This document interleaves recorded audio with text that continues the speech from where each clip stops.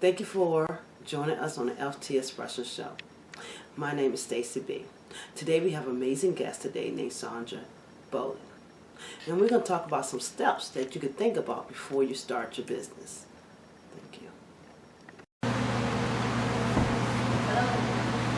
Hi, my name is Stacey Blackwood and welcome to FT Expressions. Today I have an amazing guest. Her name is Sandra Bolling. Hi, Miss Sandra. Hi, how are you? Fine. Tell the people something about yourself today. What you do for them. Well, what I do is I really try to bring the passion that an individual has for their company out on paper so that other people can see it. I have a technical writing background, and I really try to just help an individual passion transfer from, maybe their thoughts and everything into actionable items, such as a business plan, such as forms and documents that basically tell your story, so that everything is in a more I want to say accepted. I want to say that accepted type of document that maybe they have. So I really try to get your ideas out so that you can be more profitable, not only with what you're doing, but with your time, your effort, and your energy, because sometimes people do need that. So the name of my company is called Busy Efficiency, and so I'm really just trying to help you be more efficient with your business, essentially your passion, so that everyone does better. Okay, that's exciting. Let me ask you a question. How long have you been doing this? So I've been doing this full time for the past 4 years. I started in May 2010. And I've actually been in business since 1995. I'm not going to do math to shit. But I've been in business since 1995, but I was always doing it part-time on the side from just my full-time career endeavors. So that's how long I've been doing that. So a person who wants to have that dream to go out and start their own business like you did, what motivates you to go ahead and do this full-time? Well, what motivated me to do it full-time was I was laid off, but I did find a job once I was laid off, but that wasn't as fulfilling. And so I thought with all of the experience that I have, that I could help other people.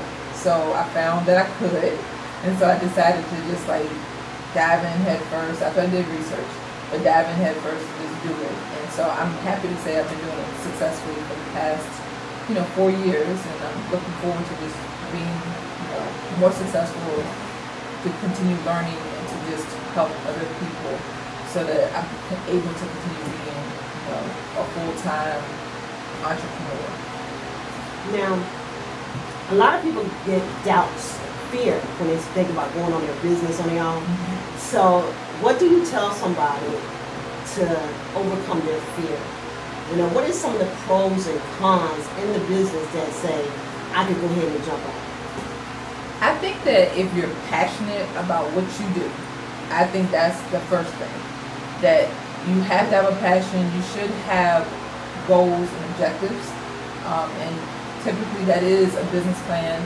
I've seen things work successfully both ways, but I will always ask a client or anyone I'm really talking with to have your business plan, sketch out what it is that you want to accomplish, because you'll never know that you achieved it if you don't know what it is. If you just kind of start and say whatever, that's not the same as saying, okay, when I reach this goal, this is going to tell me something, and then if I reach this goal, this is going to tell me something else. And that's essentially what a business plan is. It's going to tell you you're not, it covers many different things, but it is a guide to help you say, I'm getting from this point to another point. So you want to have that in place. And if you don't have it in place, I can help you with that. There's so many organizations out there that can help you with that it's not as much of a concern, but it is definitely important to put down your goals and objectives so you know what it is. Whether it's financial or, if it's not financial, knowing how many clients you're going to have within a period of time, and then what type of work you want to do. Those types of goals are pretty good also, and they'll help you know that you're moving forward, and then it'll help you make a decision on whether that's going to be a really good business, a profitable business, if that's the way that you're thinking about it, which is financial. Then that's what you want, because you want to take your idea, your hobby, from just being that to being something where it's more sustainable and you are able to live off of it. So I do think it's important to have a business plan or have your goals and objectives and know which way you want to go. So if someone did their business plan and didn't make their goal the first year, they should quit? No, I'm not saying you should quit, but maybe you need to change it so that you can definitely tell whether it's still feasible to work it in the same manner, because maybe you need to change the way that you're going about getting it accomplished. So no, I'm not gonna say for you to abandon your ideas and stuff. I'm not saying that. What I'm saying is that you definitely need to look at it. I look at my business plan daily. Make sure I'm on. I'm doing everything. I'm on task and everything. I think it's a living, breathing document. And so if you're very serious about what you're trying to accomplish, then that's going to guide you. And if you didn't reach your goal the first year, there may be specific factors that prevented you from doing that. And you do need to look at it and say, okay, well, what do I need to change so that I'm more successful? And sometimes it's easier for people to decide what those things are, and sometimes it's harder. And if it's harder and you feel that you need maybe an advisor or you need someone else to look it over, then I would suggest that, and I can fulfill that role if that's the case. But otherwise, there's so many other people out there that can. So you should look to find those people that's going to help you make certain that you keep moving forward. And so no, I wouldn't say abandon it, but I'm saying you might want to have other people look at it because maybe you're missing something. What about marketing? Marketing is very important. Marketing is important in general, just because the way that we are in the 21st century right now, there's so many different avenues. You don't necessarily just have to go the traditional media route. You can do, the social media route. You can do so many other things, referral marketing. There's so many different ways to market yourself, but I will say you need a plan. You need to coordinate your strategy, because all things need time to prove whether it's effective or not. So make sure you give yourself the appropriate amount of time to determine whether an effort that you put forth is, actually a good effort. Because you can't say, okay, I put a commercial on television for 2 weeks and it wasn't profitable. Which 2 weeks did you do it in? How long? Which time was it airing? There's so many factors, So you do definitely want to make sure that whatever you're deciding to do, that it's done in a manner that it's going to get you the result you want. And if you didn't think about it, you didn't, really put that marketing effort in place beforehand, then you might not be as successful as you were hoping to be, just because maybe the whole picture wasn't out in front of you. But we all learn from our mistakes, and we hopefully are better once we finish. It's so exciting. Marketing is definitely a big thing. Everybody talk about if you have a business, you should be on Facebook, you should be on Instagram, you should be on all these things. Is it really necessary to do all of them? I'm going to answer that by saying, I don't know if it's necessary. I think that each platform has its advantage. So a minute ago we were talking about, having your marketing effort, having a coordinated effort. So that's what we're talking about, marketing coordination. So that being said, I'm going to say that I think it's important for you to decide which platform is going to give you the best bang for your buck. I'm going to say it that way.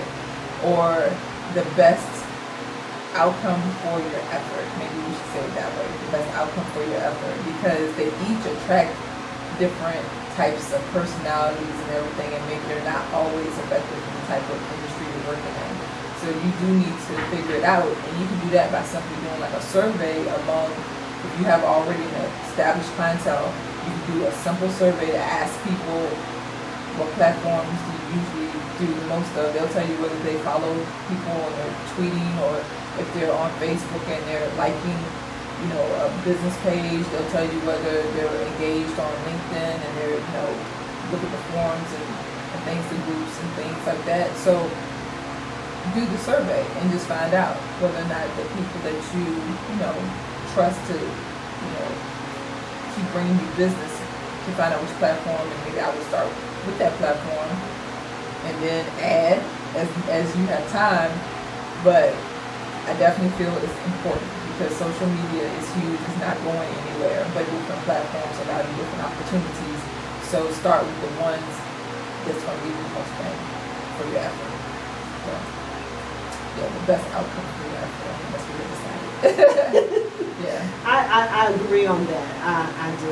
I tried Facebook, and I'm actually on Instagram now, and I'm learning that. So I'm still trying to, like you said, market and see which one is best for my client.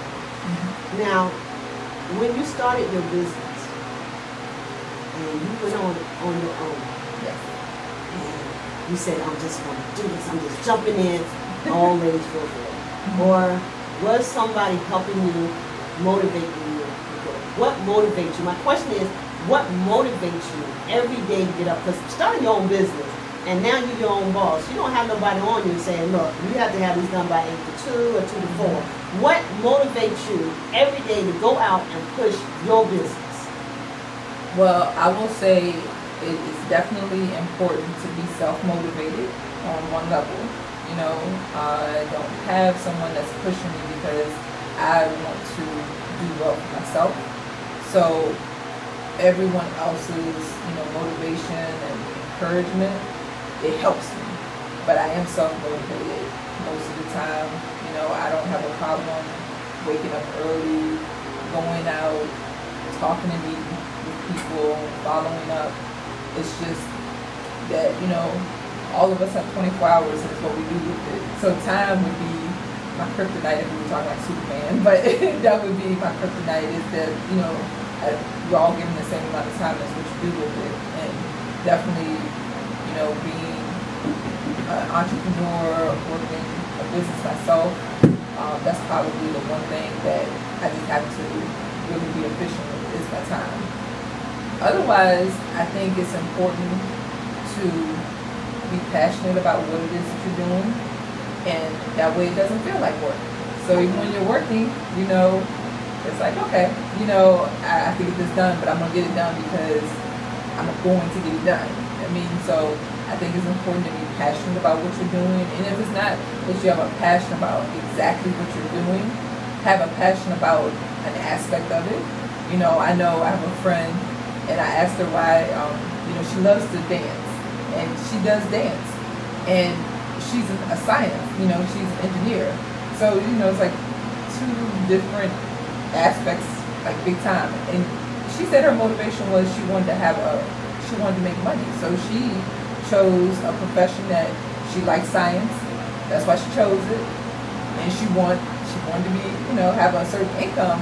But of course her passion is dancing, but she just knew she wasn't gonna, she wasn't prepared to be in the realm of being so competitive as a dancer, but she still wanted to dance. So it was her hobby. So I think making choices like that where, she's passionate about the fact that she wants to be comfortable, but she still does what she wants to do. So I think anybody who starts a business, you have to make a decision on, what's motivating you. It's either what you're actually doing is motivating you, or maybe the income that's generated from it is motivating you. But we all have different things that motivate us.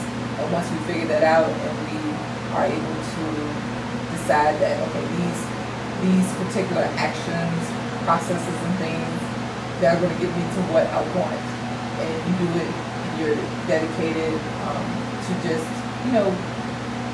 being diligent, following through, things like that, so that you are able to be comfortable or profitable or whatever your actual motivation is, then that's going to help you be the success that you want to be. So passion comes in different forms, different packages, and I guess that's what I'm saying about that. So I guess going back to your original question,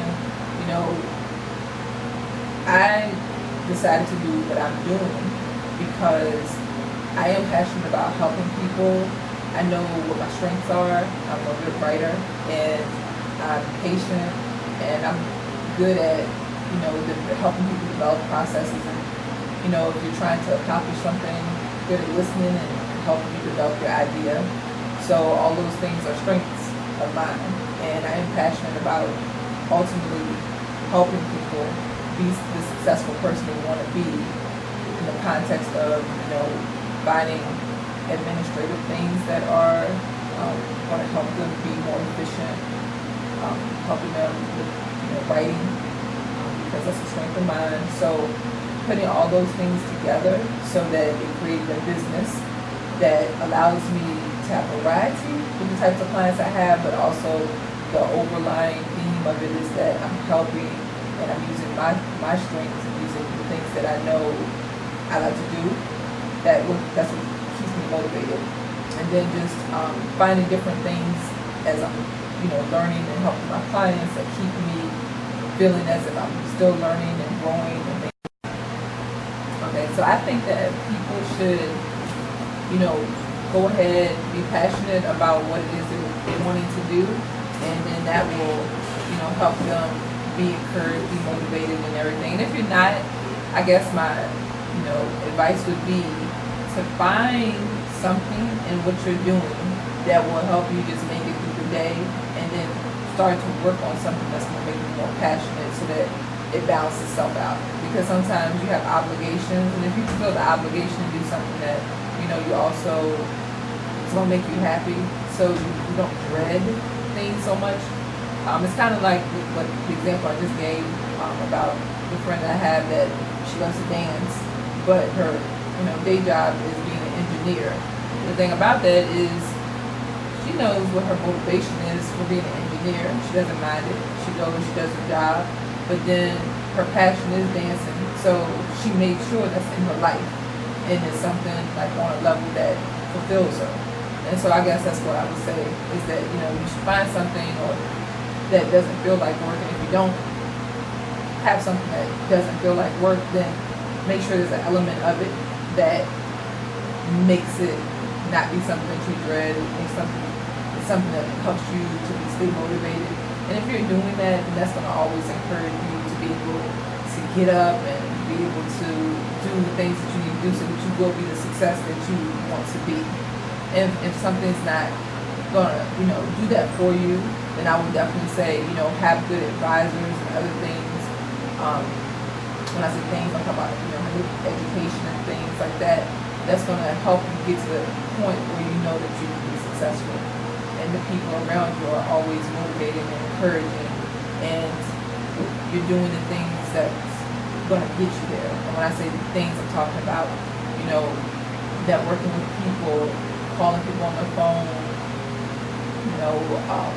dedicating a portion of your day to doing essential tasks that you need to do so that the success is going to come because of the routine and because of the discipline that you have in order to be successful. So all of that is important, and I think that that's what I've done that has helped to make me successful and helped me be full-time for the past 4 years. All of those things combined to really keep me going forward, and my clientele and the things that I do for them to help them stay their course, because everybody has different things that motivate them to be in the business that they are in. But sometimes having a service that's going to help you streamline and do things like that, that's important too. And that's the types of things that I know that all my clients, I'm saying with regards to this interview, that's also important that people find for themselves. You want to find those triggers. You want to find what the objectives are if you don't know them. So when we were talking earlier about the business plan, marketing effort, going online, all those things, They're going to help you get to your success. And so making sure that you plan it out and then follow the plan that you created and then change the plan if necessary. All those things are important to help you be successful. And it just helps if you're passionate about the topic that you're talking about, and it helps if you are clear on why you chose what you chose to be doing. All of those things are just helpful in this middle bit. So hopefully that answers the question that you asked. Yes. Now, a lot of times when you talk to people when they go out here, they feel like more men are more successful than women. I know that's not true. Don't have a statistic, but do you feel for you, did that block you anyway, or do you feel like it was easy for you to keep going into your industry that it wasn't a man for you? Well, the industry that I'm in, I consider myself a business consultant, and I will say many of the consultants that I work with that I'm networking with, they are men, but I'm not going to necessarily agree that it's harder to be a consultant. I will say that it is important to know how to go about letting people know about the business that you're doing, and that's important and that's key. And I believe that when you get out and you're talking to other people about the business, networking is very important in any business because you want the exposure, you want the visibility. When that's being done, I don't necessarily feel it's a male or female thing. I feel that it's a skill, and it's a communication skill along with other skills being combined, but it's mostly a communication skill. So I feel that it's important that you develop the skill. So not everybody's a great networker, not everybody is a great communicator, but if you decide that you want to be self-employed, entrepreneur, if you want to go out on your own, that's an aspect of being in business, so yes, so you would have to just learn how to develop that skill. And it's always good to maybe get a mentor that's going to help you develop the skill so that it is something that becomes second nature if it's not. And that way you can just add that under your belt as something that you mastered, or at least working on mastering, and then you can go ahead and be the success that you want to be. So I don't think it's skewed one way for male or female. I just feel that it's a skill that you definitely need to work to master or become better at so that you can be the success that you want to be. And I think that's the way I would answer that, because it's important regardless of your gender. And your competition is to make yourself more different and stand out from each other. Yes, and people do business with other people. It's great if you have a great business name, but they do business with people. So if you're able to network effectively, speak intelligently, or at least, it's not even intelligently, able to speak like you know what you're talking about with regards to the business that you're representing. And that's what I mean with intelligence. It's not necessarily like with smarts. It's the fact that you know your business and you know what you're doing, and you're able to tell others about that in an effective manner, then you're effective. And so if you're not at this point, it's a skill, and I believe if you continue to work on it, it's going to get better. Because especially if you seek out people who are mentors to you, they're going to help you develop that skill, and then you're just going to be that much better for it. Yeah. Wow, yeah, touch some different things. Now, I want to ask you one more question. In marketing yourself, we talk about marketing, we talk about networking, how important that is. Very important to your business. Give us advice. We already running your business. What one thing that we all need to check ourselves on and doing to make sure we're doing it efficiently? Something that me as well, I have paperwork that we everywhere. What is a way I can organize my paperwork, the time, the schedule, and stuff like that? What's a good system that you think people should work in to help them organize their stuff in their business?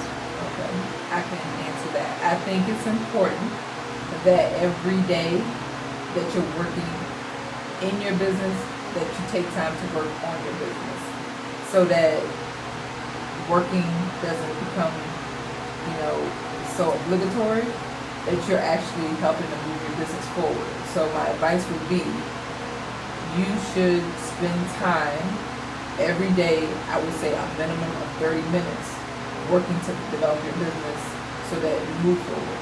Because you can become stuck in what you're doing. And if it is difficult for you to, get that time together, then I would say maybe you should seek help to help you figure out where you need to carve the time out and everything. But that is the advice I would have, is that you should take and schedule time for yourself. Just like so many financial people will tell you that if you want to start saving money, then make sure you're paying yourself, just like a bill. So it doesn't even matter if it's like $10 a week, but you pay yourself. Because $10 a week might seem small, but if you get into the habit, then at the end of the year you will have money. But if you never started the habit, you won't have any money. So it's a big difference. You might say $10, but $10 will add up. It might not be what you wanted to add to become, but it added up. So you might think, oh, what is 30 minutes? I'll find the time later.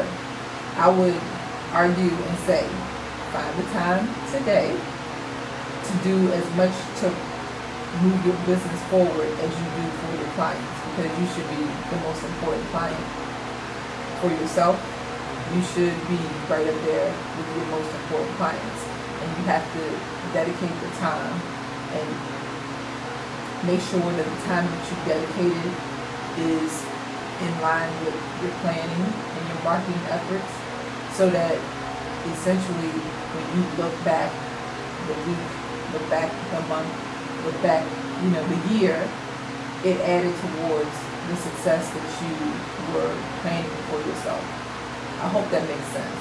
Yes, because like you said, in that new process, you're saying also make time for you. Yeah. So you won't get overwhelmed in your business as well, because sometimes you get lost. Yeah, and it builds.